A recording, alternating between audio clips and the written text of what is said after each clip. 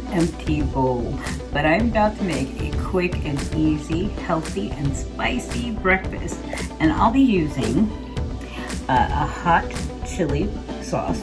So that might have some people's attention right there. I'll be using tahini as well.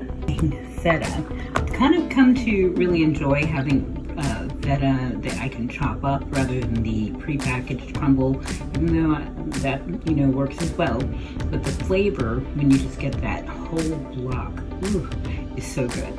Our main attraction that's getting all the love is a watermelon that I will chop up. Creation. Okay, so I've chopped the watermelon, and here is that block of cheese I was talking about. For some of you, it probably looks appetizing. For others of you, this probably looks disgusting. Let me chop it up. This looks beautiful and delicious, and I'm about to add it to my combination of watermelon. And I'll probably break it up. I don't think I need all of these big chunks. It might be a little bit overwhelming. I think this will suffice. And, you know, just break it up a bit. Break it up a bit. Break it up a bit. And there we go. That's gonna be great. Okay, if you know, you know, tahini and melons are delicious. I mean, I would not eat watermelon until I went on a missions trip to Mexico, and I had to like eat everything on the plate. That's a courtesy thing that you do.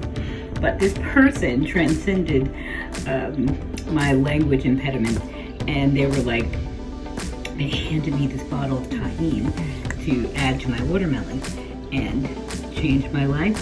So tahini, for many of us who were exposed to a lot of Latin and maybe particularly or Caribbean cuisine, is tahini and lime. We like lime juice on our stuff. Yeah. Lastly, I'm adding the game changer, which is the chili oil. This is the spice, and you know, some of you might just like this particular thing without the chili oil, and if you're not a spice person, it's still going to be delicious. But for me, this is the crown and glory of this particular breakfast, and as you can see, this is so delicious.